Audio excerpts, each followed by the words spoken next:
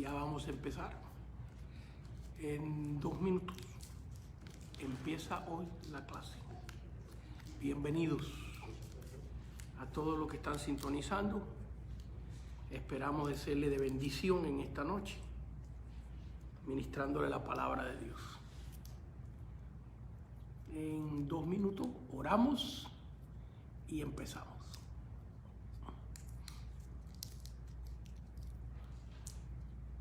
Es más que vamos a orar ya. Señor, te damos gracias en esta noche y te pedimos tu bendición. Gracias por estar aquí, Señor, en este santuario que tú nos has permitido entrar otra vez, debido a que estábamos fuera por este virus.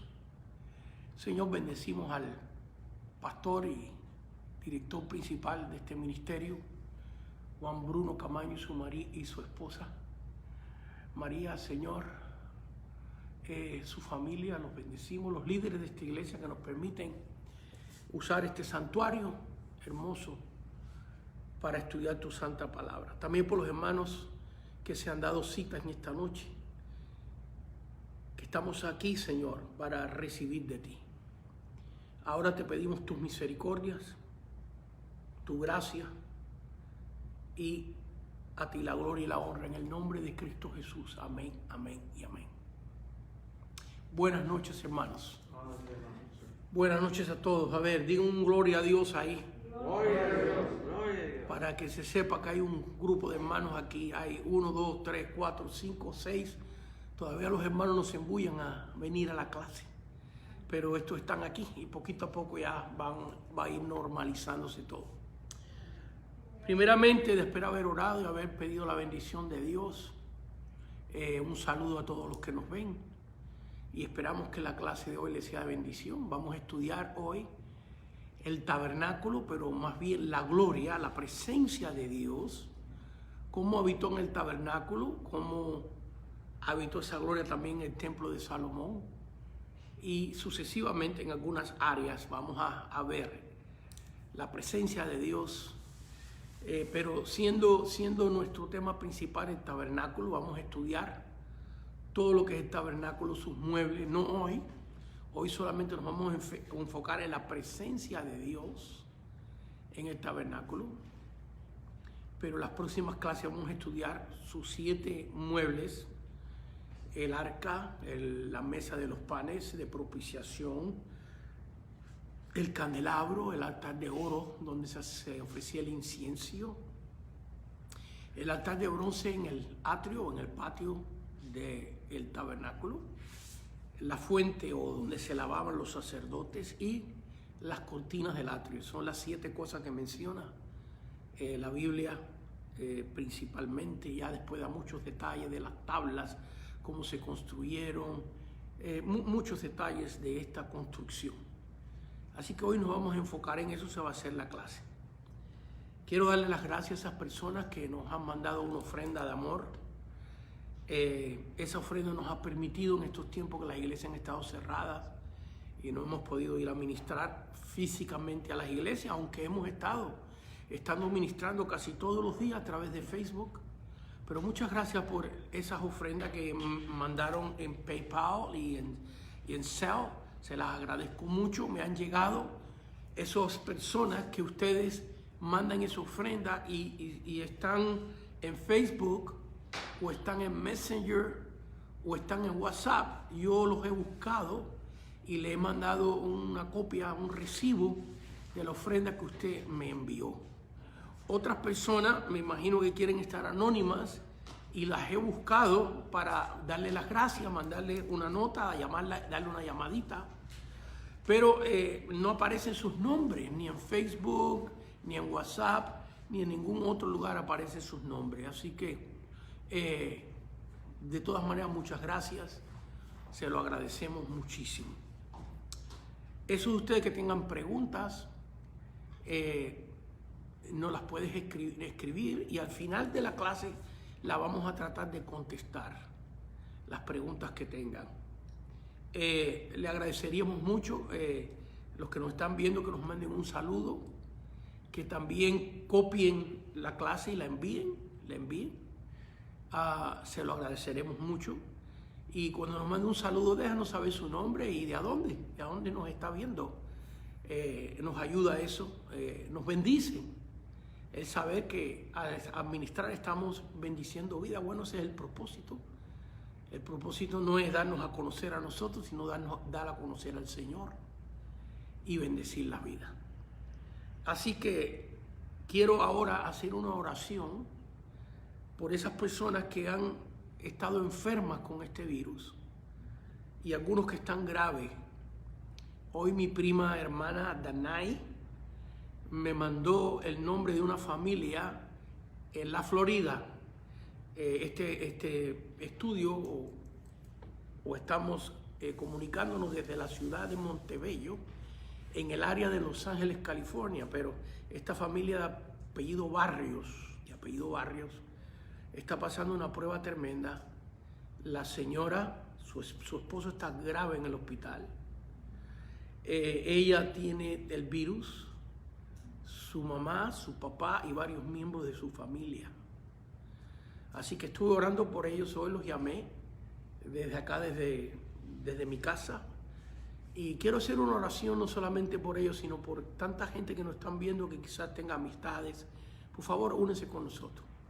¿Qué le parece si en este momento todos los que me están viendo, los que estamos aquí presentes, levantamos una oración de súplica a Dios por la vida de tantas personas enfermas y también por el peligro que hay con todas estas manifestaciones de miles y miles y miles de personas, aún en otros países, personas tan cerquitas, sin máscaras, etcétera, amontonándose una arriba de las otras, y a unas semanas vamos a saber, porque antes que empezaran estas manifestaciones el virus estaba aquí, no se ha ido. Las personas todavía se están muriendo diariamente en todas partes del mundo. Así que vamos a ver qué pasa en una semana o dos, vamos a saber con seguridad. Así que en este momento vamos a orar por todas esas personas que se han dado cita aquí mirándonos y que tienen personas conocidas de esta enfermedad. Oremos. Señor, en este momento levantamos las familias, esta familia Barrios en el área de la Florida y tantas familias, Señor, en el mundo entero que tienen amistades, conocidos, parientes cercanos enfermos con este virus y con otras enfermedades también. Nos unimos todos, Señor, y te pedimos por una sanidad, Señor, y por la exterminación, Señor. Tú sabrás por qué permite, Señor, que este virus esté en la tierra, porque todo, aunque sea culpa de nosotros, siempre tú lo permites. Tú eres el que está en control de todo, Señor. Estamos conscientes de eso y te suplicamos, nos unimos, nuestras voces se unen en este momento, Señor, para pedirte por una sanidad a familiares, a personas ya sea que tengan el virus y lo estén pasando, otros que están en los hospitales en este momento a punto de la muerte. Te pedimos que tu misericordia le conceda la vida y que tú hagas un milagro. Extendemos nuestras manos. A ver, esos que nos están viendo, extiendan sus manos y hagamos un contacto, hermanos míos. La Biblia dice que impongamos las manos sobre los enfermos, así que estamos haciendo una representación de eso. Extendemos nuestras manos sobre los enfermos y proclamamos sanidad por la sangre y los méritos de Cristo Jesús, que murió en el Calvario por nosotros. Amén, amén y amén. Y bueno, ahora vamos a empezar en la clase. Así que otra vez estamos estudiando lo que es el tabernáculo del Antiguo Testamento y vamos a hacer una serie de clases de esto. Hoy nos vamos a enfatizar en sí lo que es parte del edificio, qué simbolismo espiritual tiene, porque tenemos que entender que este no es un edificio, esto es una representación espiritual. Es un edificio que se construyó de telas, de tablas forradas en oro, de pieles, con muebles consagrados a Dios, pero es el lugar donde Dios habitó en medio de su pueblo Israel. Así que vamos a estudiar este tabernáculo, su simbolismo, Hoy nos vamos a enfocar en lo que es el edificio en sí, pero sobre todo en la presencia de Dios en este lugar. Considerando que la presencia de Dios manifestada en este lugar era en el único lugar del mundo, fíjense, en el único lugar del mundo donde estaba la presencia de Dios. Y lo vamos a estudiar en esta noche. Así que nos preguntaron en la última clase si este era un edificio portátil. Así es. Dios lo diseñó, le dio la visión a Moisés. Dios levantó personas, la semana pasada estudiamos eso, personas que las dotó de sabiduría para que construyeran este tabernáculo que se desarmaba. En otras palabras, cuando el pueblo de Israel estuvo 40 años en el desierto y viajando de un lugar a otro continuamente, así que desarmaban el tabernáculo, los levitas, los que descienden de la tribu de Leví, que eran los sacerdotes. Y cuando la nube de Jehová paraba en un lugar, quería decir que ahí había que hacer el campamento, las tribus hacían sus casas de campañas y también reconstruían el tabernáculo, el lugar de adoración. Primero, el tabernáculo estaba en el centro de la formación de las tribus. Por ahí hay fotos de esto donde las tribus acampaban y en el centro estaba el templo, el centro del templo. Pero llegó un momento donde Dios le dijo a Moisés que sacara el tabernáculo del centro del pueblo, porque el pueblo no se estaba portando bien, el pueblo estaba desobedeciendo a Dios. Y entonces Dios ordenó a Moisés que armara el tabernáculo fuera del campamento, ya no dentro, no en el centro, sino fuera. Y le cambió el nombre y le puso el tabernáculo de reunión. ¿Por qué? Porque ahora las personas, si querían buscar a Dios, tenían que salir fuera del campamento a ir a reunirse con Dios. Fíjense, al principio la presencia de Dios estaba en medio de ellos. Pero la presencia de Dios no va a habitar con un pueblo desobediente.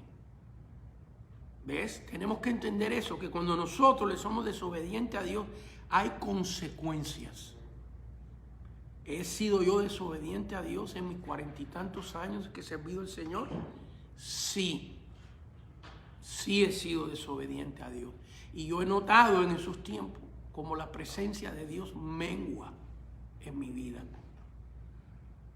Tal parece que nosotros somos un canal donde fluye la presencia de Dios. Cada uno de nosotros en esta dispensación, en este tiempo, por la sangre de Cristo, por los méritos de Cristo, el Espíritu de Dios mora en nuestros corazones y en nuestras vidas. ¡Qué privilegio! ¡Qué privilegio! Déjenme decirle que es en la única dispensación.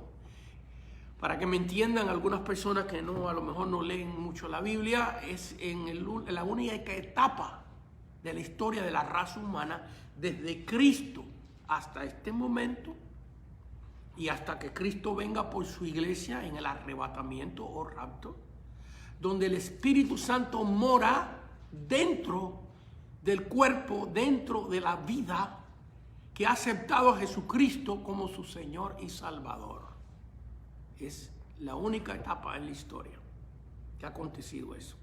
Así que nosotros somos templos de Dios. Pero vemos que en el tabernáculo de reunión, ya se llama el tabernáculo de reunión porque lo pusieron fuera del campamento. Ahora era el que quería buscar a Dios, tenía que ser algo voluntario. Primero, el tabernáculo estaba en el centro de la formación de las casas de campaña del pueblo de Israel. Cada tribu tenía un área, Rubén, Simeón, Leví, Judá, etcétera, las 12 tribus tenían un área donde acampaban siempre. A una le destacaba al norte, al otro al sur, al otro al este. Y en el centro estaba el tabernáculo. Pero otra vez, el pueblo fue desobediente a Dios y entonces Dios le ordenó a Moisés que no, que ya el tabernáculo no iba a estar en el centro de su pueblo, sino iba a estar afuera. Y que cuando una persona quería buscar a Dios tenía que salir fuera donde estaba el tabernáculo, y entonces se llamaba el tabernáculo de reunión, porque la gente allí se iba a reunir con Dios. Así que nosotros podemos decir que aunque Dios mora en nuestros corazones y en nuestra vida, el Señor quiere que nosotros tengamos un tabernáculo de reunión. ¿Qué simboliza el tabernáculo de reunión? Muchas cosas, pero en esta línea de pensamiento que Dios nos está dando en este momento, significa el santuario, la iglesia. Cristo está en nuestra vida, está contigo en tu automóvil, en tu carro, en tu trabajo, hasta cuando tú estás dormido. Pero tenemos un santuario, una iglesia, y allí vamos voluntariamente. Nadie nos obliga a ir. Nosotros vamos porque queremos ir. No tenemos que ir, queremos ir. El deseo en nuestro corazón de estar en la casa de Dios. Y allí nos reunimos con Dios, aunque está en nuestro corazón, adoramos a Dios, nos reunimos con los hermanos y vamos a decir que nuestro santuario, la iglesia, el edificio donde Dios nos ha dirigido a congregar, viene siendo nuestro tabernáculo de reunión. Pero tu tabernáculo de reunión no está limitado a eso. Tu tabernáculo de reunión es cuando tú sacas un tiempo para buscar a Dios. Hay gente que se encierra en un closet. Hay personas que se encierran en el baño de su casa. Ese es su lugar para orar a Dios. Hay personas que se encierran en un cuarto que está como oficina o quizás un cuarto de huésped y lo utilizan para ese ser el santuario. Entonces, aunque Cristo vive en nuestros corazones, tenemos que tener nuestro tabernáculo de reunión. Tenemos que tener el lugar donde decimos, ¿sabes qué? Aquí no voy a hablar por teléfono con nadie. En esta hora, en este tiempo que yo tengo separado para mi Dios, es un tiempo sagrado. La palabra sagrado lo que significa es apartar algo para Dios. Entonces, esa horita, ese día que tú dijiste una vez al mes, o muchos hermanos separan un día, una vez al mes, para meterse en ayuno, en oración con Dios, ese es su tabernáculo. Y ese es un tiempo donde tenemos que dárselo al Señor. Así que ese también es una tipología, una representación de lo que es el tabernáculo. Bueno, ahora vamos a entrar en la Biblia y vamos a ver más bíblicamente este tema tan interesante para mí, espero que para ustedes también lo sea. Y es un tema que se enseña poco en detalles. Los predicadores mencionamos el tabernáculo, leemos un versículo bíblico, pero en detalles, desde el edificio hasta los muebles, se enseña poco. Bueno, el tabernáculo era el santuario portátil que el pueblo de Israel, Dios le mandó a Moisés a hacer para que adoraran a Dios. Esa es la forma más simplística que lo puedo poner. Y es el primer santuario que se hizo. Vaya, no había otro edificio o otro lugar permanente donde los seres humanos fueran a adorar a Dios. Desde Adán hasta Moisés hay 2500 años. Y desde Adán hasta Moisés, la raza humana no tenía ningún lugar donde reunirse con Dios Padre. Alguien dirá, bueno, pues las pirámides de Egipto existían. Y era un lugar para cuando murieran los faraones se fueran a encontrar en el más allá con Dios. Y bueno, y los griegos tenían grandes tabernáculos. La Acrópolis griega, el Partenón, donde estaba la diosa Athena, la diosa de la guerra. Edificios famosos de la historia que no existen hoy, como el gran templo a la diosa Artemis en Éfeso. Y el edificio hecho allá en el monte olímpico para el dios Zeus. Alguien dirá, pero ya había lugares. Pero ahí no se adoraba al Dios verdadero. Es más, al único Dios. Porque todo lo demás fue una falsificación del enemigo para que los seres humanos no adoraran al Dios Padre, Dios Todopoderoso, Creador de los cielos y de la tierra, y a su Hijo Jesucristo, que aunque no había nacido cuando se hizo este tabernáculo, en este tabernáculo está representado Cristo en todo, desde los colores hasta los materiales. Hay una representación de la iglesia y de Cristo. Así que por 2500 años de Adán hasta Moisés no hay ningún tabernáculo, no hay ningún edificio donde se adorara a Dios Padre, Jehová de los ejércitos. Menciono el nombre Jehová de los ejércitos y yo no soy un testigo de Jehová. Ya yo soy más que testigo, yo soy hijo de Dios, hijo de Jehová. Por ahí hay un grupo que ellos dicen que son testigos nomás, pero nosotros no somos solamente testigos, sino somos hijos, comprados por la sangre de Cristo y adoptados por el Padre. Y el nombre de Jehová, aunque hay una religión que se ha agarrado ese nombre para ellos, es el nombre que la Biblia le da, todas las Biblias, le da al Dios Padre. Es el nombre del Dios Padre. Así que vemos aquí este edificio que Dios ordena para Él habitar en medio de su pueblo. Vamos a ver, antes de este tabernáculo, cómo los hombres adoraban a Dios. Los que conocían a Jehová, a Dios Todopoderoso, al Dios Padre, ¿cómo es que lo adoraban si no habían santuarios? Si no habían lugares específicos.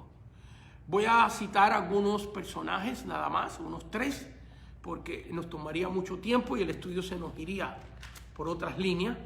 Pero si nos vamos al principio, vamos al primero, vamos a Adán, a Génesis capítulo 1, y vamos a saber cómo era que Dios y Adán se comunicaban.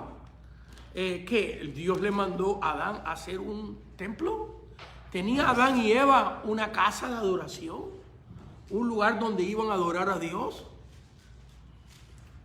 Bueno, vemos en Génesis capítulo 1 y 2, usted léalo cuando tenga tiempo, yo solo voy a citar un par de versículos, pero vemos aquí en el capítulo 1, versículo 28, y los bendijo Dios y les dijo, miren nomás,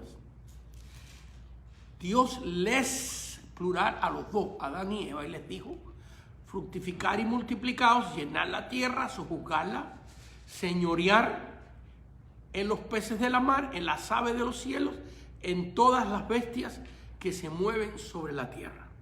Así que vemos aquí que Dios les dijo, en el capítulo 3, cuando Dios les dijo, esto nos indica que Dios hablaba directamente con ellos. Donde quiera que Adán y Eva se encontraran, oían la voz de Dios. ¿Veían la figura de Dios, Dios Padre? ¿Es posible que hayan visto la figura de Dios Padre? Bueno, Adán y Eva aquí están en una condición donde no tienen pecado. Todavía no han pecado. Es en el capítulo 3 donde cometen pecados. En el capítulo 2 donde Dios le da el mandamiento que no coman del árbol prohibido. Así que aquí están en una condición de inocencia. Por esto este pacto, este primer pacto, en el estudio de teología, en los títulos que hemos dado a las divisiones en la Biblia, se llama la dispensación de la inocencia. ¿Por qué? Porque Adán y Eva eran inocentes. No tenían pecado. Y así como no tenían pecado, pues Dios se les aparecía. Dios se les aparecía. Cuando ellos pecan, en el capítulo 3, en el versículo 8, Génesis 3, 8, vemos aquí que pecaron contra Dios comiendo de la fruta prohibida. Y dice el versículo 8, y oyeron la voz de Jehová. ¿Ve? Ahí aparece el nombre de Jehová. La voz de Jehová, Dios, que se paseaba en el huerto. Así, ¿y qué decía Dios? Al aire del día.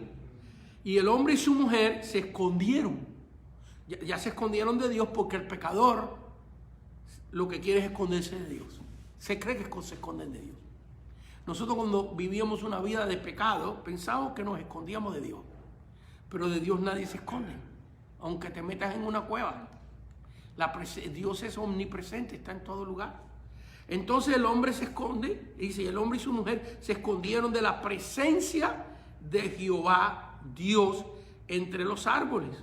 Mas Jehová Dios llamó al hombre y le dijo, ¿dónde estás tú? Bueno, Dios sabía dónde estaban, pero quería que salieran de su propia voluntad. ¿Ves? Dios sabe si tú estás en una cárcel.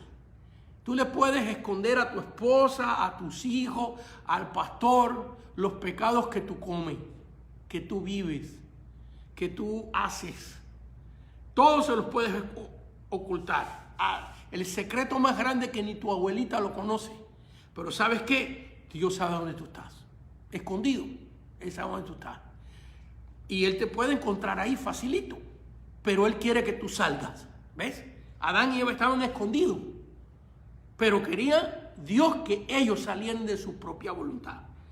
Así que vemos aquí la relación que Dios tenía con el hombre en la primera dispensación, la de la inocencia, porque no tenían pecado, por eso eran inocentes.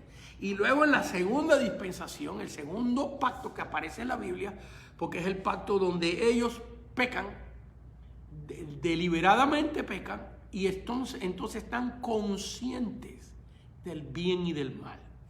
Y este pacto segundo se llama ahora la conciencia. ¿Ves? Porque ellos estaban conscientes del bien y del mal.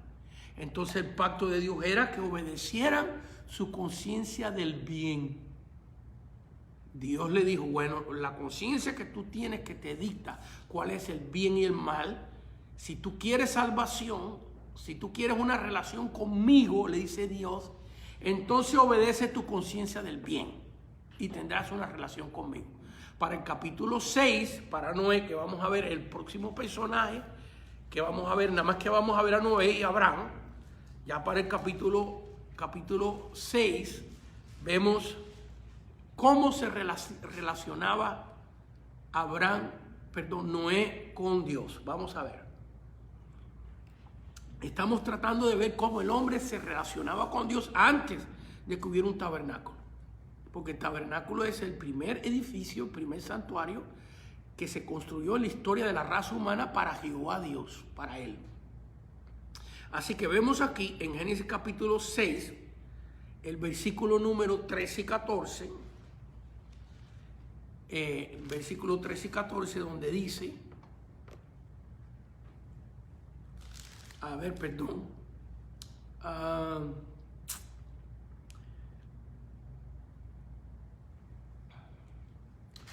capítulo 6, versículo, vamos a leer 13 y 14, sí, dice, y dijo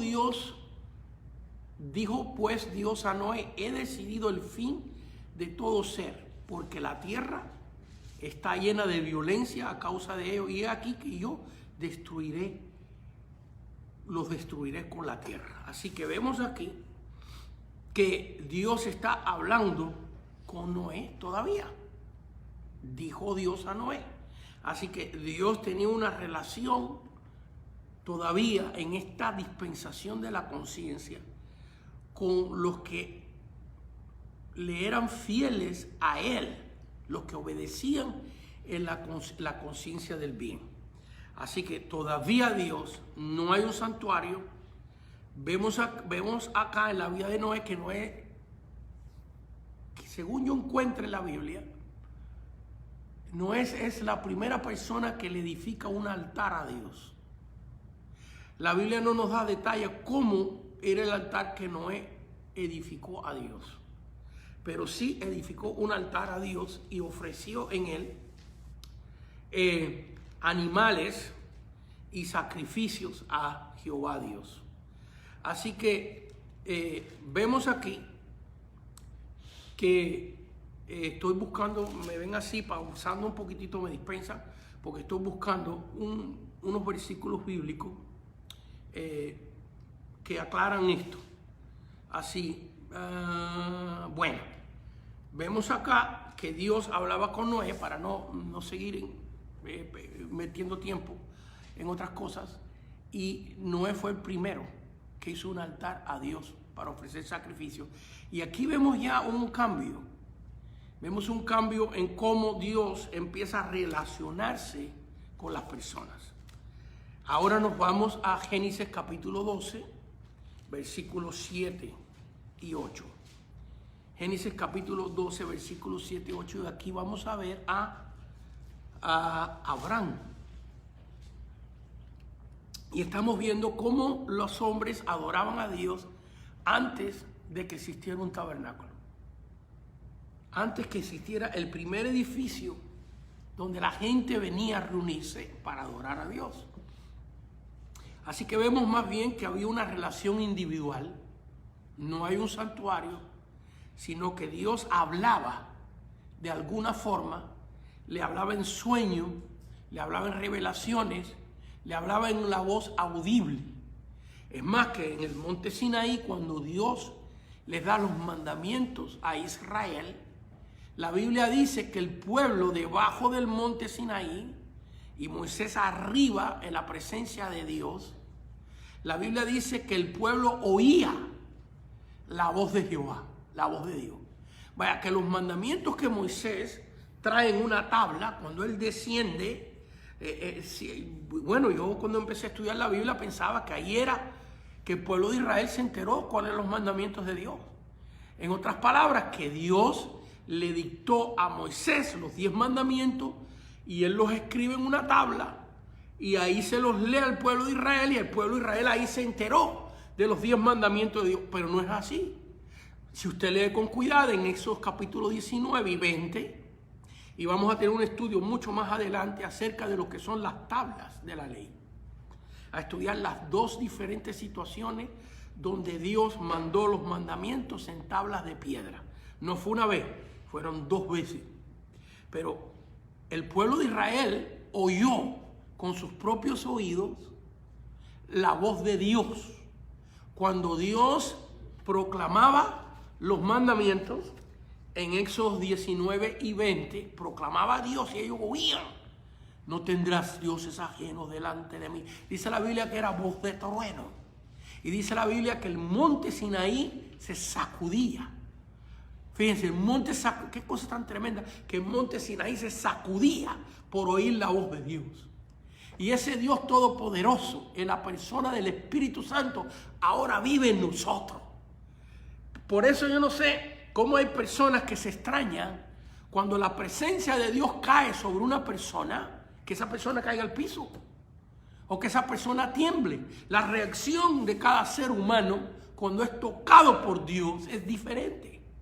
Yo he visto en todos mis años, cuando he ministrado, que la presencia de Dios viene sobre una persona y a veces que se queda así y no puede ni hablar y empieza a llorar de alegría, de felicidad, de desahogo. Otras personas empiezan a temblar, otras personas caen al piso. Bueno, ¿por qué nos asombra? Si la pura voz de Dios en el monte Sinaí, así que el monte Sinaí temblara, se sacudiera por la gloria de Dios. Así que el pueblo de Israel oyó los mandamientos de la misma voz de Dios. Y cuando Moisés baja del monte con las tablas, es solo una confirmación de lo que ellos ya habían oído. Ellos no se enteran de los mandamientos de Dios porque Moisés trae unas tablas y las lee. No. Ellos se enteraron porque el mismo Dios se los dio y lo oyeron. Entonces, cuando Moisés lee los mandamientos que ya están escritos en tablas de piedra, es una sola confirmación de lo que ellos ya habían escuchado. Nos vamos a Génesis capítulo 12 para ver cómo es que ahora los hombres empiezan a relacionarse más con Dios. En el capítulo 12 de Génesis, versículos 7 y 8, dice así: y apareció Jehová a Abraham y le dijo. Aquí no hay una descripción en cómo Dios aparece.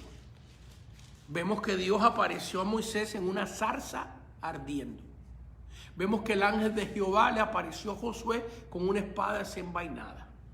Vemos que Dios le da una aparición a Isaías de la persona de Dios sentada en el templo y sus faldas llenaban la gloria, todo el templo de Dios. Vemos que Ezequiel, la manifestación de Dios es en unas ruedas. Y todas estas manifestaciones no tenemos tiempo para explicarlas, pero todos tienen un simbolismo y un mensaje tremendo. Entonces vemos aquí, y apareció Jehová a Abraham. Y aquí no hay descripción, no nos dice cómo fue, pero de alguna manera apareció. Y dice, y tu descendencia, y vemos que empieza a hablar, daré esta tierra. Y edificó allí un altar a Jehová, quien le había aparecido. Así que vemos a Abraham haciendo un altar de adoración, un altar de alabanza. Señor, gracias. Y levanto este altar para ti. Ahora, la vida de nosotros es el altar de Dios. Ya no hay un altar de piedra. Por eso la cruz para nosotros, hay gente que le prende vela a la cruz, que se arrodilla y le piden a la cruz, y le piden a imágenes. La cruz para nosotros, que las ponemos en nuestra iglesia, es solo un símbolo. Y la ponemos, no ponemos un crucificado porque Jesús no está allí. Jesús resucitó. Y para nosotros no tiene ningún poder esos dos maderos.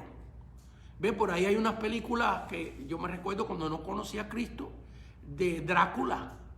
Que a Drácula cuando le enseñaban la cruz, el demonio huía. Bueno, déjame decirle que de Satanás no le tiene ningún miedo a una cruz de madera. Solamente tuvieron un temor a la fe que tú tienes en la muerte de Cristo en la cruz. Ahí sí, ahí sí. El poder de Dios en nuestra vida es lo que Satanás le tiene miedo. Entonces vemos aquí que ahora Abraham hizo un altar, pero ahora nosotros somos el altar de Dios. Y te digo, hazle un altar a Dios. Hazle un altar a Dios. Y tú dirás, ¿y cómo? ¿Lo hago de piedra? ¿Lo hago de madera? No, Dios no va a aceptar eso. Tú eres el altar. ¿Y cómo se lo haces? En cualquier lugar.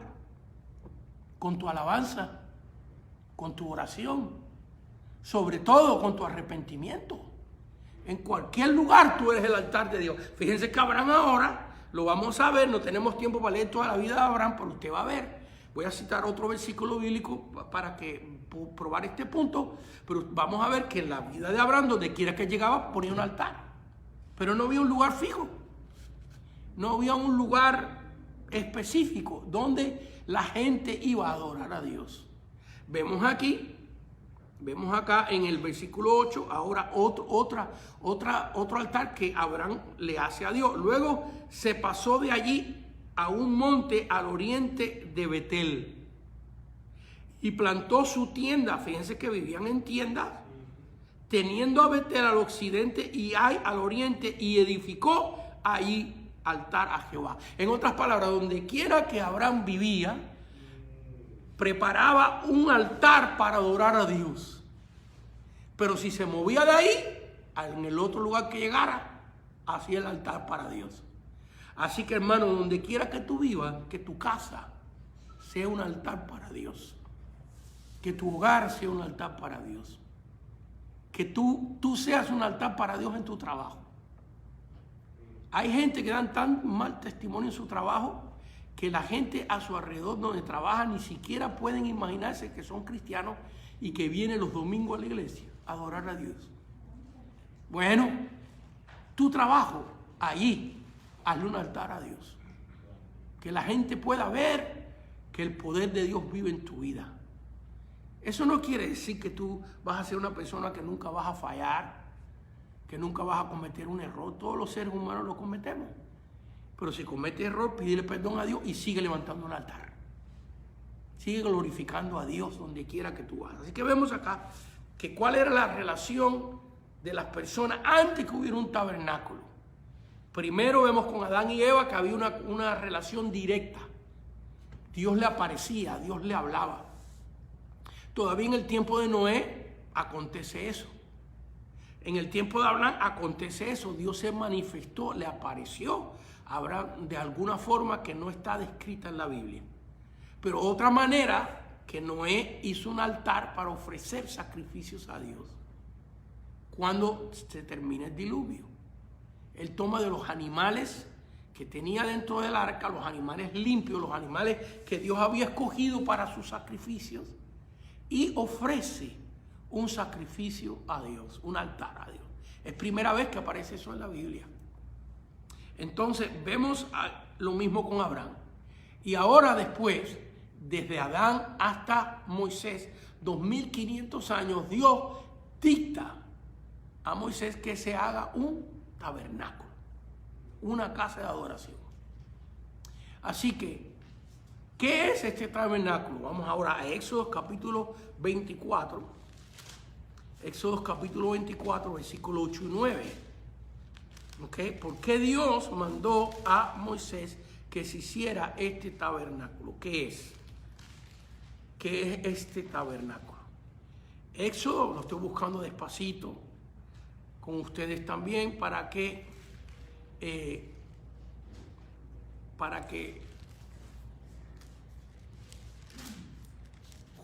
justo lo encontremos. Bendito sea el nombre de Dios. Así que en Éxodo capítulo 24, yo podía haber traído todos estos versículos marcaditos, pero quise así buscarlos juntos con ustedes para que demos la clase juntos. Éxodo 24, 8 y 9 dice: y harás un santuario para mí. ¿Qué era el tabernáculo? Un santuario para Dios. Es primera vez en la historia de la raza humana que Dios dicta esto, que se haga un edificio para adorar su nombre, primera vez. Y dice: y habitaré en medio de ellos. Así que no era solamente un edificio vacío, ¿ves? Donde las personas podían ofrecer oraciones a Dios. Mira, hermano, si las iglesias evangélicas es un lugar donde solo ofrecemos oraciones a Dios, pero Dios no habita allí. Dios no habita allí, no es santuario. Para que sea santuario, tiene que ser para Él y que Él habite, que la presencia de Dios habite en el lugar donde nos reunimos, hermano. Qué triste he visto yo, y creo que todos hemos podido ver, santuarios inmensos, donde caben 1000 personas, decorados preciosamente, vacíos, con 10, 15 personas adentro, ancianitos, de los fundadores de esa iglesia, porque todos los demás se fueron. Y está vacío. ¿Por qué está vacío? Porque no está la presencia de Dios. Y a mí me ha tocado predicar en algunos de estos lugares y se siente como un funeral. Se siente la opresión, se siente la frialdad espiritual. Sin embargo, me ha tocado ir allá a un campo lejísimo, donde hay un santuario humilde y sencillo. Y he llegado allí y me he parado a predicar, y algunas veces simplemente a visitar, y se siente la gloria de Dios. Se siente la presencia de Dios. Porque eso es lo que hace un verdadero santuario. Mi vida va a ser un santuario si la gloria de Dios y la presencia de Dios habita en mi vida. Si no, mi vida no es un santuario. Entonces vemos aquí, como Dios dice en Éxodo 24, 8, y haré un santuario para mí. Qué triste, hermano, que hay congregaciones que dicen: nosotros somos los dueños de la iglesia. Nosotros la pagamos y somos los dueños de esta propiedad. No, hermano, es para Él. Hay que entender que Dios en su casa no es un invitado. Dios es el dueño de su casa. Y nosotros los ministros tenemos que entender eso. Claro, nosotros somos administradores, somos supervisores de la obra de Dios. Tenemos que cuidar con celo, con amor, la casa del Señor. Claro que sí. Pero tiene que estar presente este sentido de que ese santuario es para Él. ¿Y qué era lo que tenía especial? El tabernáculo, mire, fue hecho de una manera preciosa. Deja que empecemos a estudiar los detalles. Usted se imagina que cada tabla de acacia estaba forrada en oro puro. Y las tablas quedaban para adentro, la parte de las tablas quedaban para adentro. Tenían tallado de forma preciosa querubines. Imagínense, paredes de oro puro. Una obra de arte preciosa. Déjame decirle que quizás Dios no nos permita hoy, si me apuro un poco, hablar del templo de Salomón, que fue más magníficamente edificado. Dice la Biblia que fue edificado de una manera tan perfecta que cuando llegó el momento de montar las piedras del templo de Dios, que David hizo los planos y Salomón lo edificó, dice la Biblia que no se levantó martillo, que las piedras en la cantera habían sido cortadas tan precisamente que cuando llegaron a Jerusalén a montar el templo, no se usó ni clavos, ni martillo, ni cincel. Todas las piedras estaban perfectamente hechas. Bueno, ahí habitó también la gloria de Dios. Pero ¿saben qué pasó? Que la gloria de Dios abandonó el edificio. Pasaron muchos años. Si no hoy, más adelante hablaremos. Pero si usted quiere, no sé si me va a alcanzar el tiempo, pero si lo quiere estudiar, en Ezequiel capítulo 10, versículo 4. Y en Ezequiel capítulo 10, versículo 18 y 19. Y en Ezequiel capítulo 11, versículos 22 y 24, les repito, Ezequiel 10, 4, Ezequiel 10, 18 y 19, Ezequiel 11, 22 a 24. Ahí nos explica cómo la gloria de Dios abandonó el santuario cuando el rey Nabucodonosor conquistó la ciudad de Jerusalén. ¿Y saben qué? No importa qué hermoso era. Cuando la gloria de Dios se fue de su santuario, el candelabro de oro era simplemente un artículo de decoración. Las mesas de los panes de propiciación. Todos estos muebles, muchos de ellos, o algunos de ellos, Nabucodonosor se los llevó para Babilonia. Y otros los derritieron. Que cuando la gloria de Dios estaba en el templo de Dios, mire, en el tabernáculo, cuando los hijos de Aarón le ofrecieron a Jehová Dios un incienso extraño, la gloria de Dios los mató. Fíjense qué poder habitaba allí en ese lugar. Pero lo que lo hacía especial es que dice aquí, y habitaré en medio de ellos. Eso es lo que lo hacía especial. Que la gloria de Dios estaba en este edificio. Mire, versículo 9. Éxodo 24, 9. Conforme a todo lo que yo te muestre. Es la orden que Dios le da a Moisés. Le dice, ten cuidado que hagas todo como viste en la visión, como yo te lo mostré. Dice, el diseño del tabernáculo y el diseño de todos sus utensilios, así lo haréis. Y las clases pasadas hablamos bastante de eso y en las que vienen también. Así que vemos aquí que qué cosa era el tabernáculo. El tabernáculo era un santuario donde habitaba la gloria de Dios. El tabernáculo no era para el pueblo de Israel, sino era para Dios. Y era para que la gloria de Dios habitara en medio de su pueblo. Y es más, que cuando la gloria de Dios dejó de habitar en medio de su pueblo, fue que fueron llevados cautivos.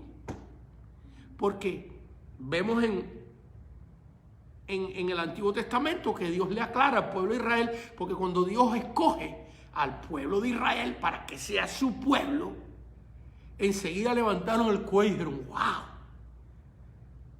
nosotros somos la divina pomada.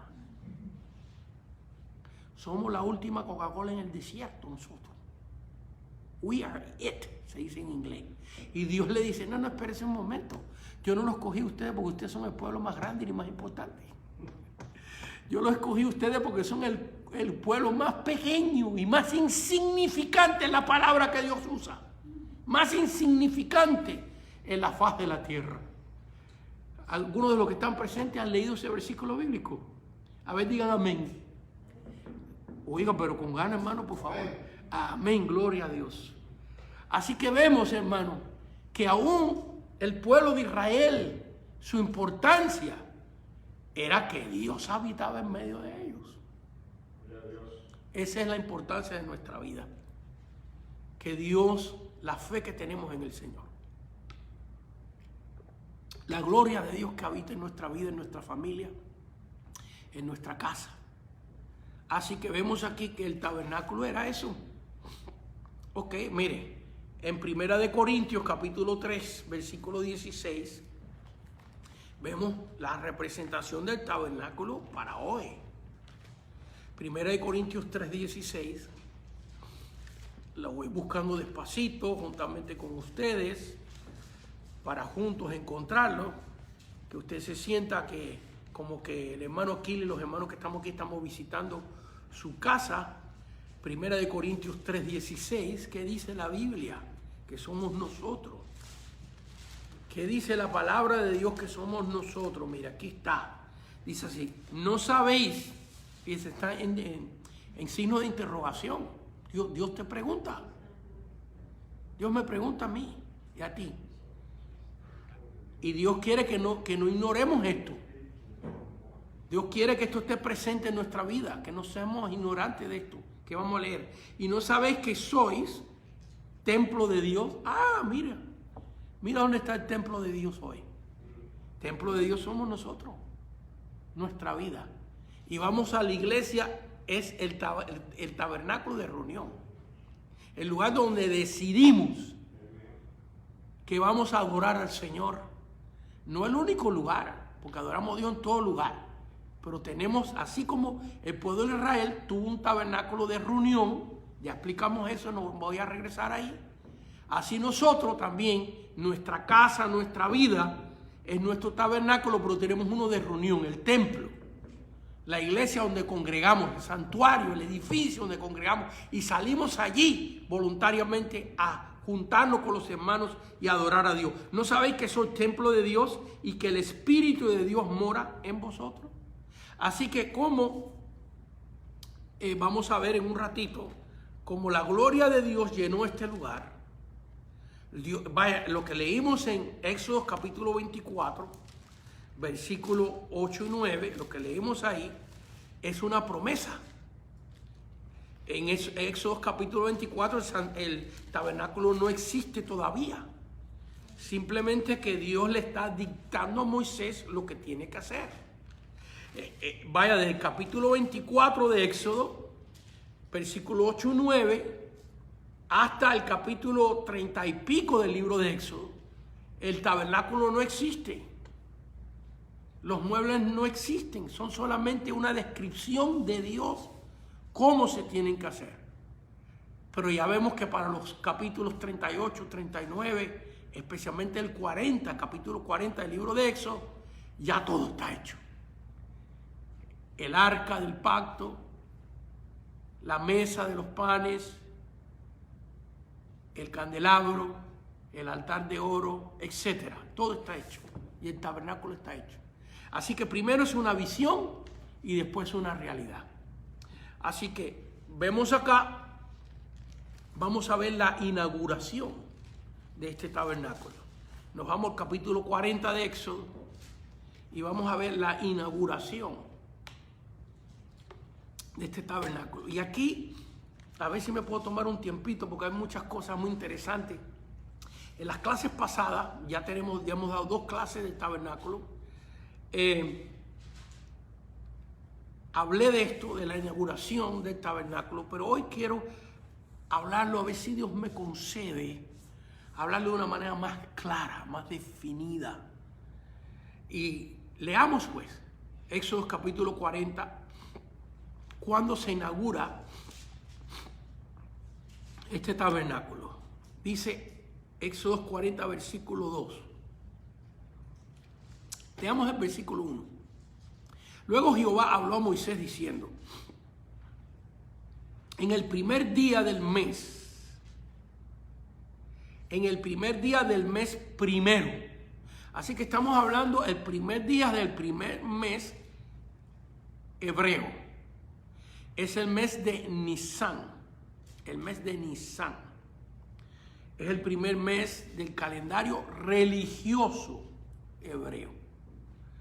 Y el primer día del mes Nisan, que viene siendo más o menos el mes de abril, porque no coinciden los días y ni los nombres de nuestro calendario con el calendario hebreo. Pero para que tenga una idea, ¿ves? Algunos piensan que el mes de Nisan es marzo, finales de marzo, principios. En otras palabras, que algunos deducen que el mes de Nisan, el primer mes del calendario religioso hebreo, es las últimas 2 semanas de marzo y las 2 primeras de abril.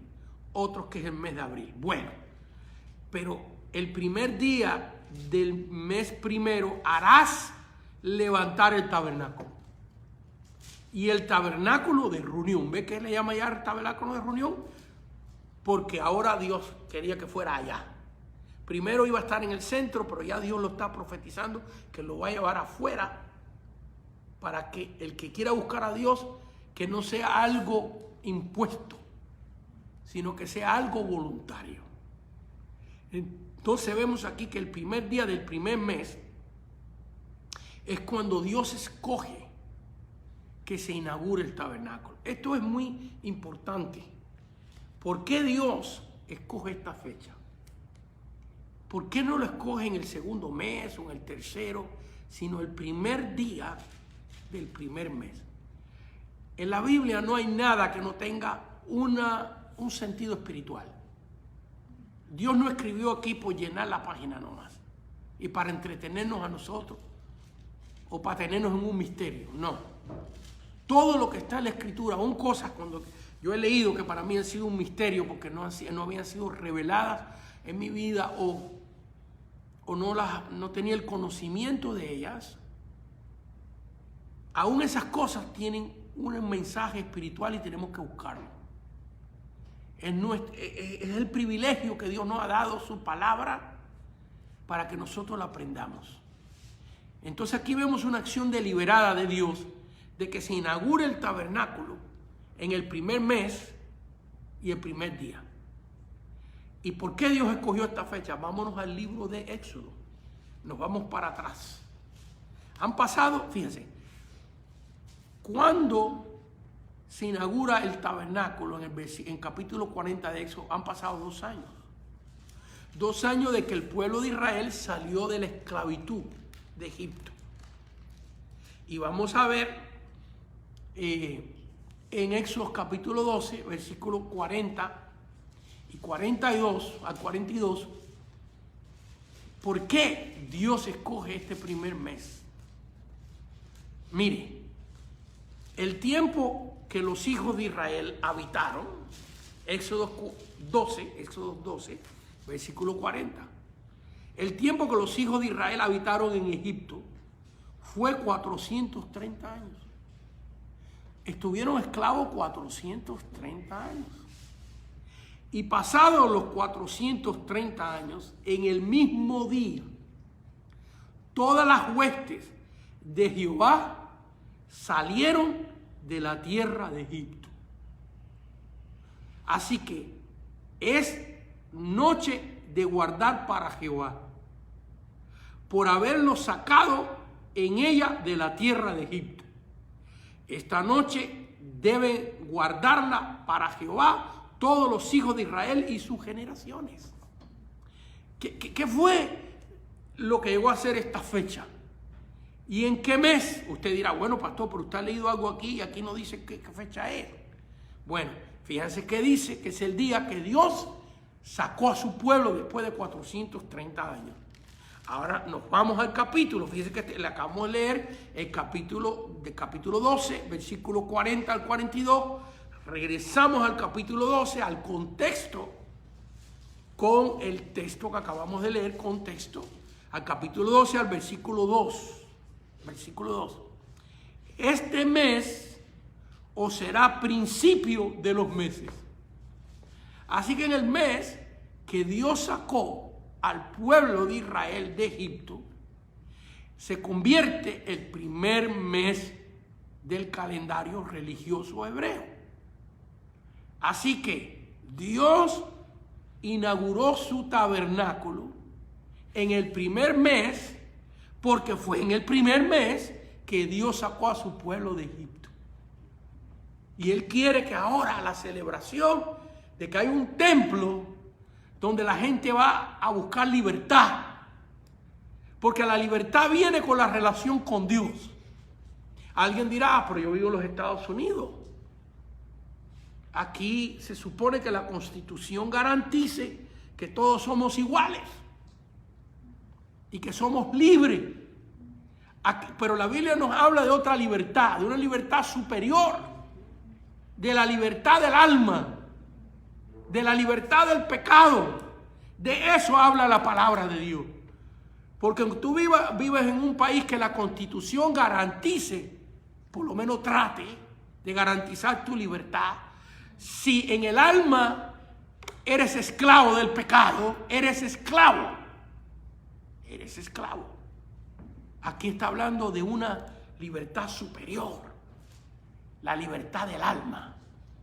Y cuando tú eres libre internamente, no importa dónde estés, porque te sientes libre.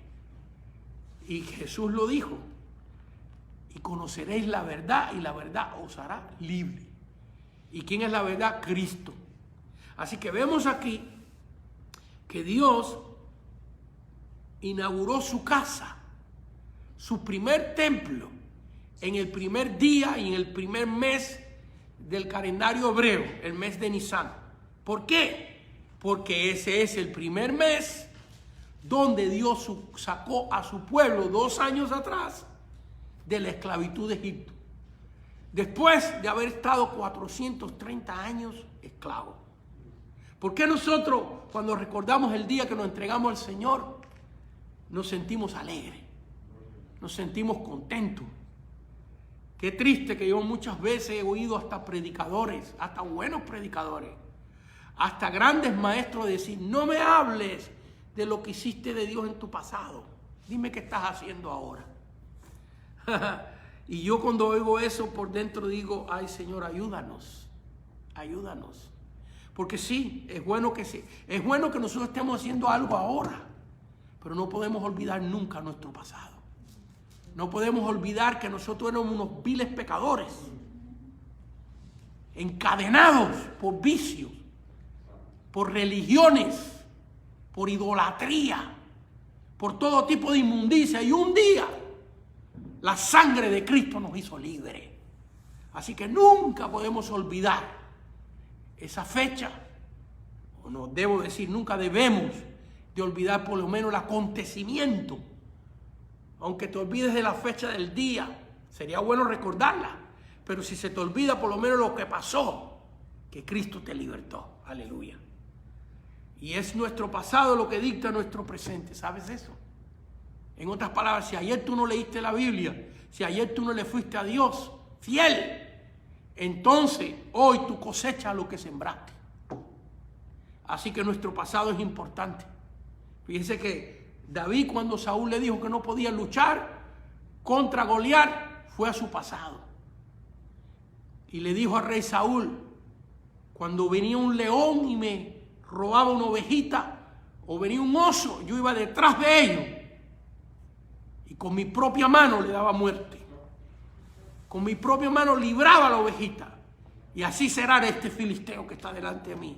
Él fue a su pasado, a las victorias de Dios en su pasado. Así fue. Y así vemos aquí que Dios está yendo al pasado. Fíjense nomás. Dios podía haber escogido otro día para la inauguración del tabernáculo, pero no. Fue a celebrar lo que había acontecido 2 años atrás. Y que su pueblo, fíjense, Dios se gozó de que ellos fueran libres. ¿Qué cosa tan tremenda esa? Ahí se ve el amor de Dios, porque Dios siempre ha sido libre. Así que la celebración era la celebración nuestra. porque lo que pasa en el pueblo de Israel es un simbolismo de lo que Cristo iba a hacer. Así que es la celebración nuestra, pero sin embargo es Dios que la está celebrando. Dice nomás. Porque así es el amor de Dios por nosotros. Es como los hijos. A ver, ¿cuáles de tus hijos de 13, 14 años, 15, 16, 17, hace la fiesta de su propio cumpleaños? ¿Quién compra el cake? ¿Quién prepara la mesa? ¿Quién hace los sándwichitos? Allá en Argentina le dicen sándwiches de miga. Yo no sabía qué era eso. Hasta que me dijeron que le quitamos la cáscara al pan y es el sándwich de migaja. ¿Quién prepara la fiesta? Papá y mamá. ¿Ves? Aunque es el cumpleaños del niño, hay veces que nosotros los padres estamos más contentos y más alegres que ellos. Así Dios, celebrando la fiesta de la libertad de los esclavos. Porque era su pueblo, la niña de sus ojos, dice la Biblia. Entonces vemos aquí que, ¿por qué es esa fecha? Porque hay un acontecimiento que viene del pasado. Y esto es muy interesante. Porque esta fecha se convierte en la Pascua del Señor. Donde todavía el pueblo de Israel en esa fecha, en el primer mes del año, el primer mes de Nisan, del calendario religioso hebreo, celebra la Pascua. Y fue ahí, hermanos míos, en esas fechas, y digo en esas fechas, donde Jesús celebró la última cena. Y es en esa fecha que lo que queremos ver, fíjense, en esa fecha donde se celebraba la Pascua. ¿Y cómo se celebraba la Pascua? La Pascua se celebraba, la primera Pascua, se celebró donde el pueblo de Israel mataba un cordero y comía el cordero. Y tomaba la sangre del cordero en esa primera Pascua, que celebraban la salida de la esclavitud. La sangre del cordero la ponían en las columnas de la puerta de su casa. Qué simbolismo tan tremendo. Porque la Biblia continuamente en el Nuevo Testamento nos dice que es la sangre de Cristo la que nos limpia de pecado. Qué simbolismo es. Y que es allí, en esa misma fecha, donde en ese mismo mes, donde se empezó el tabernáculo, la inauguración del tabernáculo. Y es ahí en ese mismo mes donde se celebra la Pascua, el cordero que se mataba para celebrar la liberación de la esclavitud. Y es ahí en esa misma fecha donde Jesús de Nazaret murió en la cruz del Calvario, en la víspera de la Pascua. Fíjense aquí, en Éxodo capítulo 12. Fíjense en el versículo 3, fíjense. Hablar a toda la congregación de Israel diciendo: en el 10 de este mes, el día 10 de este mes primero, tómase cada uno un cordero según la familia de los padres, un cordero por familia.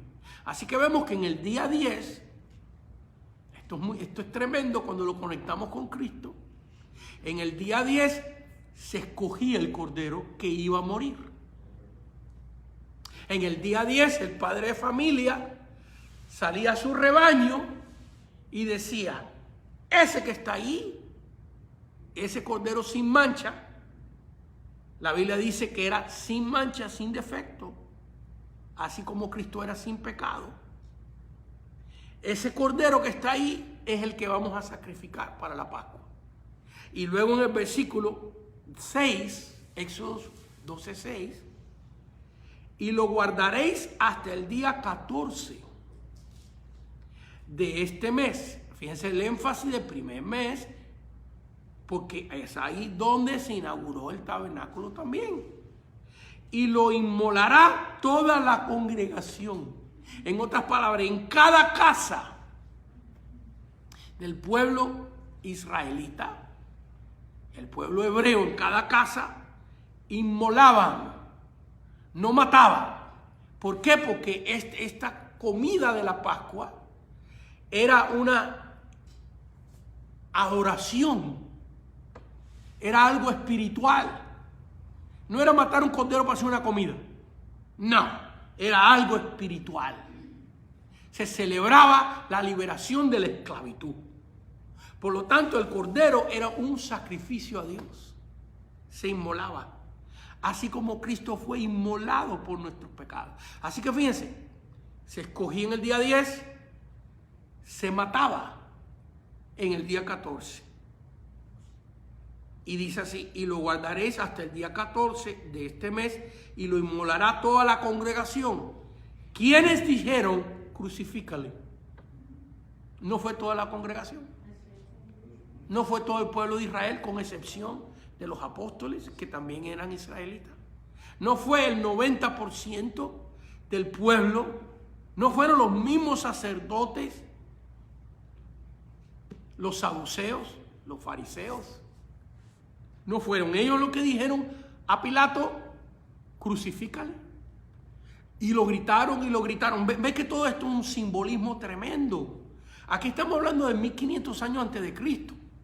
Esta Pascua es 1500 años antes de Cristo, y lo inmolará toda la congregación del pueblo de Israel entre las 2 tardes.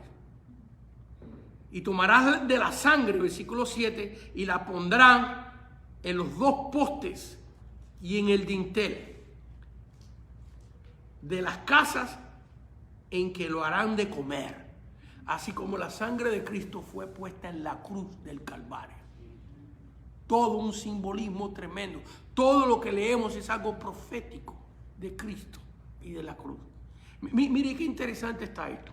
Nos vamos a ir ahora a Apocalipsis 13:8. Es interesante, no tenía este versículo, pero vamos a ir allá al último libro de la Biblia. Fíjense que estamos leyendo el segundo libro de la Biblia, 1500 años antes de Cristo. Y ahora nos vamos al año 100 después de Cristo. Vaya que han pasado 1600 años. Y Apocalipsis 13:8. Mire lo que dice la Biblia, qué cosa tan tremenda esta. Porque capaz que usted esté escuchando esto y dice, pero ¿qué tiene que ver la Pascua con la inauguración del tabernáculo? Bueno, estamos tratando de explicar eso, que Dios le dice a Moisés que tiene que ser en el primer mes y el primer día donde se inaugura el tabernáculo, y es en el primer mes y en el primer día donde Dios en el primer día del mes de Nisan le dicta al pueblo de Israel a través de Moisés lo que tienen que hacer, cómo van a celebrar la Pascua. Y es en el día 10 del primer mes donde se inaugura el santuario, donde se asigna y se escoge el cordero. Y es en el día 14 del primer mes donde se mata el cordero. Y ahora fíjense, en Apocalipsis capítulo 13, versículo 8, dice así, al final del versículo 13, para no irnos en otros temas, dice, el libro de la vida del cordero que fue inmolado. ¿Qué palabra leímos allá en Éxodo? Que la familia, gracias hermanos, gracias, que las familias iban a inmolar el cordero. Y fíjense lo que dice aquí la Biblia: el libro de la vida del cordero que fue inmolado desde el principio del mundo. Vaya, si a usted le cuesta trabajo creer que Éxodo capítulo 12 es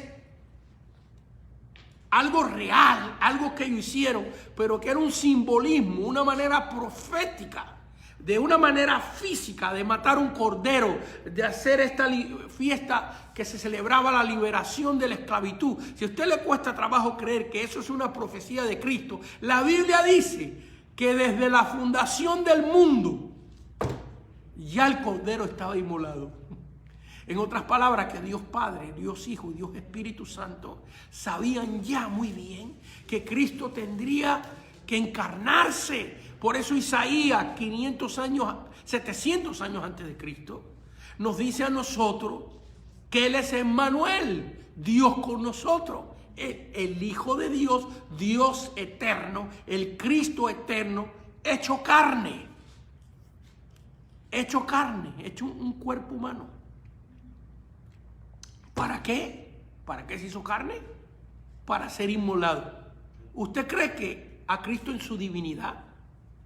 Jesús en Juan capítulo 17, si no me equivoco, le ora al Padre y le dice: Señor, dame esa gloria que yo tenía antes que el mundo fuese mundo. ¿Tú crees que en su divinidad hubieran podido crucificarlo? Pues claro que no. Tenía que tomar un cuerpo humano para pagar por nuestros pecados. Así que ya Dios tenía profetizado que Jesús tenía que morir, y está simbolizado en la Pascua, en el tabernáculo y casi por no decir todo el Antiguo Testamento. Así que vemos ahí. Ahora nos vamos a Lucas capítulo 22. Lucas capítulo 22, nos quedan 15 minutos de clase. 15 minutos de clase. Lucas capítulo 22. Para ver cuando llega el momento de la muerte de Cristo, ¿qué conexión hay con estas fechas? ¿Qué conexión hay con esta fecha? Lucas capítulo 22, versículo del 1 al 6. Lucas 22, del 1 al 6. Me estoy tomando mi tiempo deliberadamente, casi guiando la Biblia, para que ustedes lo encuentren también. Lucas capítulo 22, versículo del 1 en adelante. Dice así: estaba cerca la fiesta de los panes de levadura, que se llama la Pascua. ¿Ves? Cuando se mataba el cordero. No dice que era la Pascua, sino que estaba cerca. Y dice: y los principales sacerdotes y los escribas buscaban cómo matarle, porque temían al pueblo. Y entró Satanás en Judas, por sobrenombre Iscariote, el cual era uno del número de los 12. Y este fue y habló con los principales sacerdotes y con los jefes de la guardia de cómo se lo entregaría. Y ellos se alegraron y convinieron en darle dinero, y él se comprometió y buscaba una oportunidad para entregárselo a espaldas del pueblo. Así que vemos como el cordero era escogido en el día 10 del mes Nisan. Es en el día 10 del mes Nisan donde Judas se reúne con los líderes del pueblo de Israel y escogen a Cristo para morir. Así que es en ese día donde lo escogen para morir. Y luego en el mismo capítulo de Lucas capítulo 22, versículo 47 en adelante, vemos aquí a Jesús en Getsemaní. Aquí estamos hablando de jueves en la noche. Jueves en la noche. No viernes, sino jueves en la noche. Porque Jesús muere el día 14 del mes de Nisan. El mismo día que se mataba el cordero y que se preparaba para comer el sábado en la Pascua. Es importante entender esto, que los días en el pueblo de Israel se cuentan de las 6 de la tarde a las 6 de la mañana. Se está de 6 de la tarde a 6 de la tarde.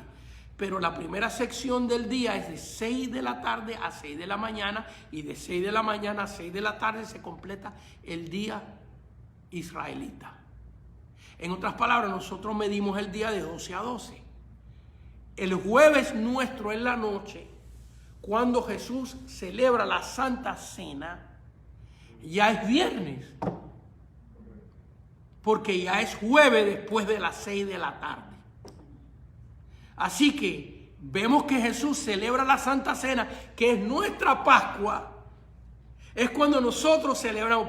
Porque mire, el pueblo de Israel comía el cordero. Jesús dice: tomad y comed. Este es mi cuerpo que por vosotros he entregado.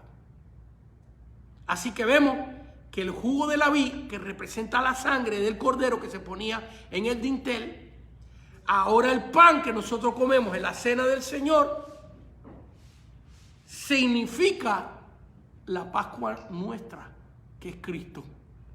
Pero vemos acá las fechas tan importantes, que ya el jueves a las 6 de la tarde es viernes, es el día antes de la Pascua, porque la Pascua empieza el sábado a las 6 de la tarde del viernes. Así que así como se escogía el cordero en el día 10, Judas va y habla con los sacerdotes para asignar a Cristo como el que iba a morir en el mismo día que se escogía el cordero de la Pascua y en el mismo mes donde se inauguró el templo de Dios. Y entonces en el día 14, que es el día antes del sábado de Pascua, es donde Cristo muere. Lo vemos acá en Lucas capítulo 22, versículo 47. Mientras él aún hablaba, se presentó una turba y el que se llamaba Judas, uno de los 12, iba al frente de ellos y se acercó hasta Jesús para besarle. Entonces Jesús le dijo: Judas, ¿con un beso entregas al Hijo del Hombre? Y viendo los que estaban con él, lo que habían de acontecer, le dijeron: Señor, heriremos espada, etc. Aquí lo que estamos tratando de probar es que el arresto de Jesús es en Getsemaní. Ya es viernes, ya es el día que se mataba el cordero, y la muerte del Señor no es en la cruz, no empieza en la cruz. La muerte del Señor empieza con esta traición. Fíjense que él, cuando ora en Getsemaní, dice que está afligido, que está triste hasta la muerte, porque ya sentía, ya sabía que tenía que morir. Muchos de nosotros pensábamos, yo pensé por mucho tiempo, no caía en cuenta que la sangre de Cristo se derrame en la cruz del Calvario. No es así. Ya la sangre de Cristo empieza a derramarse desde que lo azotan, desde que le meten bofetadas. Ya él empieza. Todo esto es el proceso de muerte. El cordero escogido. El cordero se ponía en una jaula, en un tipo de prisión, para cuando amaneciera a las 6 de la mañana de nuestro viernes, a las 6 de la mañana de nuestro viernes, se mataba el cordero. Se empezaba a tomar el cordero para matarlo. Así que vemos que Jesús es crucificado a las 9 de la mañana y está de las 9 hasta las 3 de la tarde en la cruz, y a las 3 de la tarde es que muere. Estos son los horarios donde se mataba el cordero. Primero, cuando llegaba el día 14, jueves en la tarde nuestro, viernes, primera hora del día viernes judío, se tomaba el cordero y se metía en una jaula, porque era el cordero que se iba a matar. Lo amarraban a un árbol, lo metían en una jaula, simbolizando el arresto de Cristo, la tortura de Cristo. Y vemos que al amanecer, a las 6 de la mañana, empiezan los juicios. 6 de la mañana nuestro, del Viernes Santo, la víspera de la Pascua, la víspera del sábado, el día antes del sábado, empieza el arresto de Jesús, los azotes de Jesús. Y todo esto está profetizado 1500 años antes en el libro de Éxodo. Así que quería yo traerles esta conexión tan importante de por qué el tabernáculo se inaugura en ese día.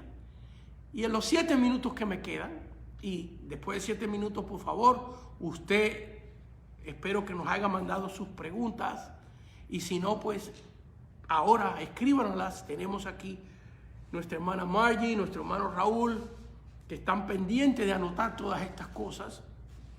Pero vamos a regresar al libro de Éxodo, capítulo número 40, y aquí nos quedamos en el estudio hasta el jueves que viene. El jueves continuamos desde este punto en adelante. Éxodo capítulo 40, versículo 34 y 35, y vamos a ver qué acontece en esta inauguración. Y aquí terminamos la clase de hoy. La semana que viene, el jueves que viene, empezaremos desde este punto en adelante, y vamos a también entrar, aparte de la inauguración del tabernáculo y qué aconteció, vamos a hablar del templo de Salomón, el otro templo de Dios que se edificó para glorificar a Dios, y qué pasó allí. Pero miren lo que acontece en esta inauguración. Éxodo capítulo 40, versículo 34. Entonces una nube cubrió el tabernáculo, este edificio, tabernáculo de reunión, y la gloria de Jehová llenó el tabernáculo. Dice la Biblia que en Pentecostés los 120 que estaban allí reunidos fueron llenos del Espíritu Santo. Nosotros somos el templo de Dios. Y si tú no has tenido la experiencia de ser llenos del Espíritu Santo, pídele a Dios: Señor, yo quiero ser lleno de tu Espíritu Santo. Porque es una promesa de Dios para hoy. En otras palabras, que Dios decidió que tú califiques por los méritos de Cristo en la cruz del Calvario, que tú califiques para ser lleno del Espíritu Santo. Fíjense que este tabernáculo, el valor que tenía es que Dios moraba allí y que estaba lleno de la gloria de Dios. Entonces la nube de Dios, por supuesto, cubrió el tabernáculo de reunión y la gloria de Jehová llenó el tabernáculo. Y el versículo 35 para terminar: y no podía Moisés entrar en el tabernáculo de reunión, porque la nube estaba sobre él y la gloria de Jehová lo llenaba. 2 veces nos dice que fue lleno. Así que esto es un símbolo, este tabernáculo, que representa ahora nuestra vida. Nuestra vida debe ser llena. Tú puedes ser lleno del Espíritu Santo. Acepta a Cristo como tu Señor y tu Salvador personal, y serás lleno del Espíritu Santo. Y voy a hacer una oración. Ya vamos a terminar.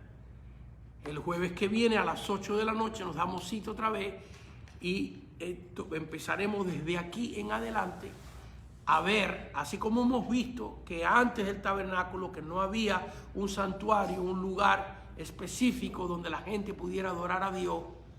Adán, Noé, Abraham, Isaac, Jacob, todos hasta el tiempo que se edificó este tabernáculo, desde Adán hasta Moisés, 2500 años, la gente adoraba a Dios haciendo un altar en cualquier lugar que Dios escogiera. Y ahora, hermanos míos, Dios nos ha dado el privilegio de que si tú aceptas a Cristo como tu Señor y Salvador, tú te conviertes en la casa de Dios. Tú te conviertes en ese tabernáculo de gloria. Y tú que me estás viendo hoy en día, espero que esta clase te haya sido de bendición. Quiero orar. Por si acaso tú no has invitado a Cristo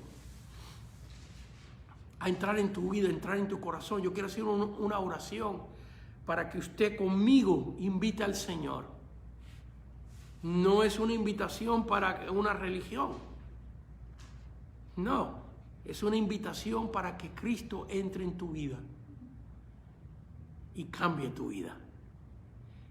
Fíjate, este tabernáculo primeramente tiene que estar preparado todo. Ahora es diferente. Ahora tú vienes a Cristo como tú estás y Él te prepara. Él te prepara, Él te limpia para que te conviertas en el tabernáculo de Dios, en la casa de Dios. ¿Quieres hacerlo? Por favor, permíteme este honor. Ora conmigo. Invita a Cristo a entrar en tu vida y en tu corazón. ¿Listo? Yo voy a hacer una oración para ayudarte. Simplemente repítela en tu corazón. ¿Listo? Muy bien. Di así: Señor Jesús, en este día reconozco que soy un pecador y te pido perdón por mis pecados. Señor Jesús, te invito a entrar en mi corazón. Te invito a entrar en mi vida. Entra en mí y lléname de tu Espíritu Santo.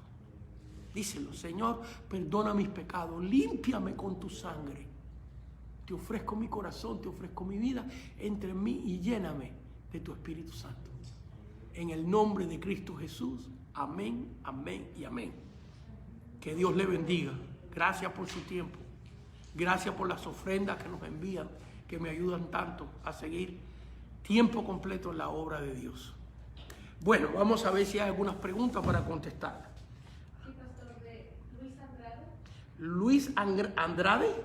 Luis Andrade, hermano, veo que tú ves nuestras clases, te lo agradecemos mucho, que nos des tu tiempo valioso y esperamos que te sean de bendición. A ver la pregunta. Dice, la inauguración del tabernáculo fue en el lugar que menciona 1 de Crónicas 21-29 o fue llevado a ese lugar.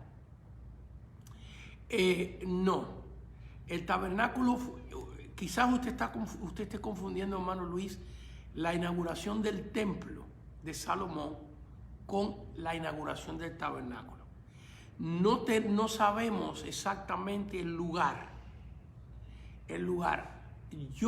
Mi opinión personal, hermano Luis, es que como Moisés recibe esta revelación en el monte Sinaí, que es a los pies del monte Sinaí donde se inaugura, se levanta este tabernáculo y se inaugura. Pero la inauguración del tabernáculo es en el desierto de Sinaí. El pueblo todavía no había entrado a la tierra y el templo de Salomón es inaugurado en Jerusalén. Así que son dos cosas totalmente diferentes. Espero que le haya contestado su pregunta y que le ayude esto. Cándido Reyes. Cándido Reyes, gracias hermano por tu pregunta. A ver, vamos a escucharla. Cuando dice el tercer día resucitará y resucitó el domingo, ¿no cuadra el tiempo? ¿Por qué? Corríjame. Unas horas estuvo Jesucristo en la tumba. Cándido de Reyes, de la iglesia Monte Carmelo, El Salvador. Hermano Cándido de la iglesia Monte Carmelo. Yo di una clase hace reciente acerca de lo que significa cuando la Biblia dice que el Hijo del Hombre estuvo en el corazón de la tierra. Estuvo en el corazón de la tierra 3 días y 3 noches. No dice que estuvo en la tumba, sino en el corazón de la tierra. Es una tipología, es un simbolismo. Así como Jesús dijo, destruir este templo y en 3 días lo levantaré, estaba refiriéndose a su vida, a su cuerpo. No se estaba refiriendo al templo físico de Israel. Entonces vemos que estar en el corazón de la tierra es estar en la traición. La tierra en la Biblia es un simbolismo del pecado. Dios hizo al hombre del polvo de la tierra y polvo somos y al polvo regresaremos, dice la palabra de Dios. Entonces cuando la Biblia dice que el Hijo del Hombre estará en el corazón de la tierra, no está hablando de la tumba, está hablando de los sentimientos humanos. Entonces vemos que Judas sale a entregar al Señor el jueves, parte del jueves, y regresa al Getsemaní ya siendo viernes. Así que vemos noche del jueves, día del viernes, noche del viernes, sábado completo y día domingo. 3 días y 3 noches en el corazón de la tierra. Desde que empieza la traición de Judas, ese es el corazón de la tierra, el corazón de la maldad, el corazón de los sentimientos. Así que es muy importante eso, pero yo di una clase de 1 hora y media, búscala, que dice bien claro, ahí el título de la clase, qué significa estar 3 días y 3 noches en el corazón de la tierra. Muy bien, a ver si hay otra pregunta. Sí, Marlo Ávila. Hermano Ávila, Marlo Ávila. Dice, saludos desde El Salvador, hermano Aquiles. Desde El Salvador, hermano Marlo, gracias por vernos desde allá, desde tan lejos.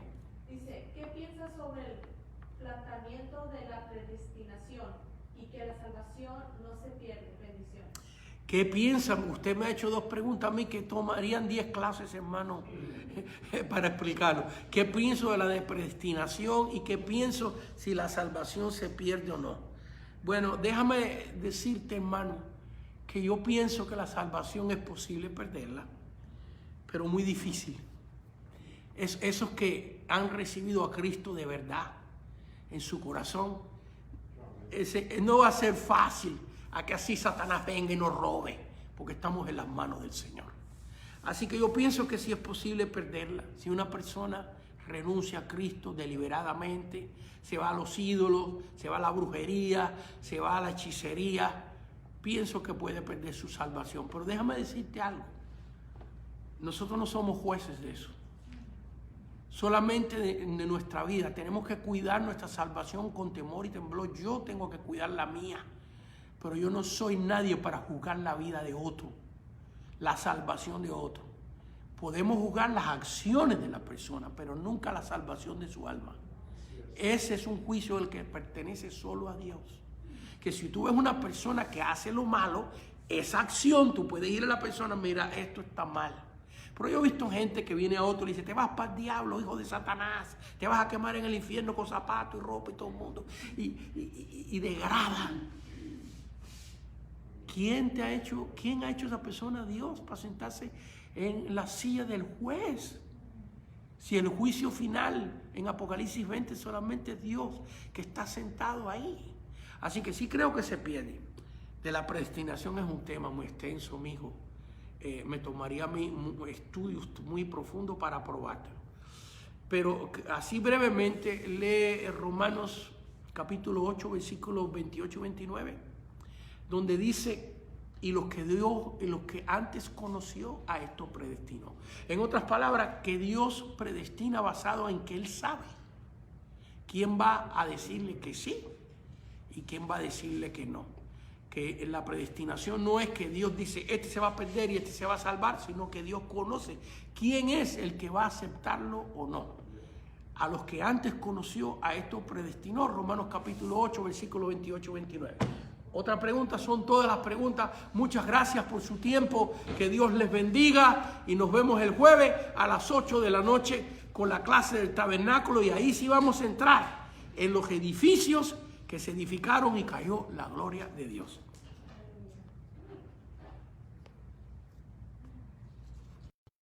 Oramos.